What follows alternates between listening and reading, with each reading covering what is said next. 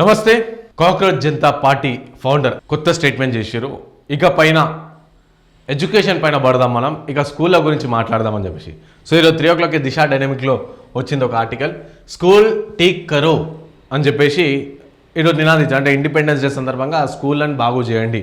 So ఈ ఉద్యమం తీసుకోవాలి. అది రాజకీయ నాయకులు అలాగే తల్లిదండ్రులు పేరెంట్స్ కూడా ఈ ఉద్యమాన్ని మీరే తీసుకెళ్లాలి అని చెప్పేసి వారు చెప్పారు. సో ప్రభుత్వ పాఠశాలల పట్ల ప్రభుత్వాల నిర్లక్ష్యం, స్కూళ్లకు ప్రాధాన్యం పెరగాలి. Cockroach chief Abhijit Dipke. So CJP insta account కూడా కొద్దిసేపు బ్రేక్ పడ్డదంట వాళ్ళది.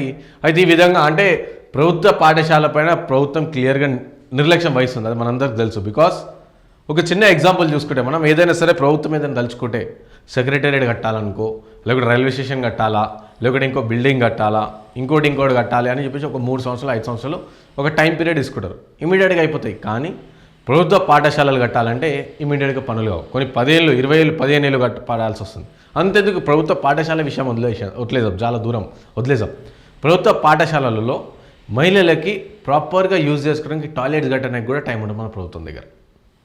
అలాంటిది వీళ్ళు 4th సిటీ కట్టడానికి టైం ఉంటుంది, మూసే సుందరీకరణ చేయడానికి టైం ఉంటుంది, మన కేంద్రంలో ఇతరితర వాటికి టైం ఉంటుంది. కానీ గవర్నమెంట్ స్కూళ్ళల్లో పేద విద్యార్థినులు వాళ్ళు చదువుకోవడానికి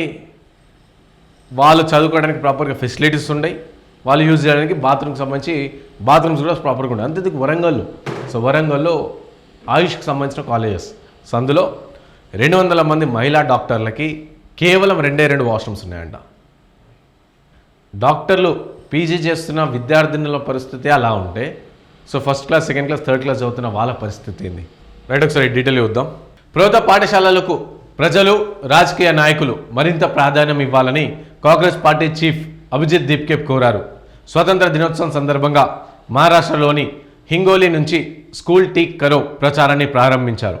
అంతకుముందు ఆయన మీడియాతో మాట్లాడుతూ దేశంలోని అన్ని రాష్ట్రాల్లోనూ ప్రభుత్వ పాఠశాలలు నిర్లక్ష్యానికి గురయ్యాయని ఆరోపించారు. ప్రస్తుతం విద్యా అవసరం గురించి మాట్లాడాలని ప్రజలు అర్థం చేసుకున్నారని చెప్పారు. ఇక పాఠశాలల పరిస్థితిపై ప్రశ్నించడం ద్వారా పౌరులు ప్రభుత్వంపై ఒత్తిడి తేవచ్చని అన్నారు. ఇక గ్రామాల్లోని పాఠశాలలకు మెరుగుపరచడం, మౌలిక సదుపాయాలను కల్పించడం, వాటి పనితీరుపై మరింత దృష్టి పెట్టడమే స్కూల్ టీక్ కరో కార్యక్రమం యొక్క ప్రధాన ఉద్దేశమని అన్నారు. ఇక మహారాష్ట్ర సీఎం దేవేంద్ర ఫడ్నవీస్ హాజరై త్రివర్ణ ర్యాలీలో ఛత్రపతి సంభాజీనగర్ అంతటా భారీ ఫ్లెక్సీలు ఏర్పాటు చేశారని, ర్యాలీ చేయడం మంచిదే కానీ 40 నుంచి 50 అడుగుల ఫ్లెక్సీలు ఖర్చు చేసిన డబ్బు ఎక్కడిదని ప్రశ్నించారు. ఇంకా ఆ డబ్బుతో గ్రామీణ ప్రాంతాల్లో పాఠశాలలు బాగు చేయొచ్చని చెప్పేసి వారు అన్నారు. వాస్తవమే కదా, మన రాజకీయ నాయకులు ఏదైనా సరే ఒక ప్రోగ్రామ్ చేస్తే చాలు ఆహా ఓహో అని చెప్పేసి పెద్ద పెద్ద ప్లకార్డులు పెద్ద పెద్ద బ్యానర్లు అన్నీ కూడా కడతారు. సో కేవలం అందులో కొన్ని పైసలు వాళ్ళు పెట్టే బ్యానర్ల ఖర్చు, వాళ్ళకి పెట్టే సోషల్ మీడియాకి పెట్టే ఖర్చు, సో అందులో ఒక 10% తీసినా సరే ఒక గవర్నమెంట్ స్కూల్స్ డెవలప్ అయిపోతాయి. కంప్లీట్గా డెవలప్ అయిపోతే కంప్లీట్గా చేంజ్ తీసుకురావచ్చు. సో ప్రభుత్వాలు ఎట్లా ఆలోచిస్తాయంటే ఇటు ఏదైనా సరే రోడ్ పనులు చేస్తాయి, బిల్డింగ్ పనులు చేస్తాయి, ఇంకో పనులు చేస్తే అలా కాంట్రాక్టర్లు ఇస్తే అలా మనకు వసూలు చేసుకోవచ్చు, అలా మనకు కమిషన్లు వస్తాయి. కానీ స్కూల్ కడితే ఏమొస్తుంది? పేదలకు విద్య వస్తుంది. పేదలకు విద్య వస్తే ఏమొస్తుంది? వాళ్ళు అడిగి ప్రశ్నించడం నేర్చుకుంటారు. ప్రశ్నించుకుంటే ఏమైతే ప్రభుత్వానికి వ్యతిరేకం అవుతారు. కాబట్టి సో విద్యా వ్యవస్థను వీలైనంత ఎక్కువ నాశనం చేసే ప్రయత్నమే ప్రభుత్వాలు చేస్తాయి అనమాట. సో ఏ ఒక్క ప్రభుత్వం చేస్తుందని కాదు, ఈ ప్రభుత్వం అంతే, గత ప్రభుత్వం అంతే, రేపు వచ్చే ఇలాంటి ప్రభుత్వాలు వస్తే కూడా అంతే. సో కాబట్టి మనం ఏం చేయాలి? ప్రజలుగా సో మార్పును కోలుకోవాలి.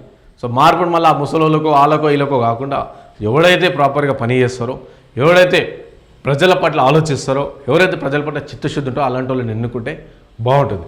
కాబట్టి చూద్దాం. స్కూల్ టీక్ కరో అని చెప్పేసి ఇంకో నినాదం తీసుకొచ్చారు. కాబట్టి ఇది ఎంతవరకు ప్రజలకు వెళ్తుందో, ఎందుకంటే ఇది అవసరం. ఇప్పుడు ప్రజెంట్ ఉన్న సిచ్యువేషన్లో కంపల్సరీ స్కూళ్ళు బాగు చేయాల్సిన పరిస్థితి ఉంది ప్రభుత్వాలకి. ఎందుకంటే తెలంగాణ ఎగ్జాంపుల్ తీసుకుందాం మనం. ఇంటిగ్రేటెడ్ స్కూల్ కడతామని చెప్పేసి 3 సంవత్సరాల కింద చెప్పి ఇప్పటివరకు కూడా ఒక్క ఇంటిగ్రేటెడ్ స్కూల్ కూడా కంప్లీట్ కాలేదు.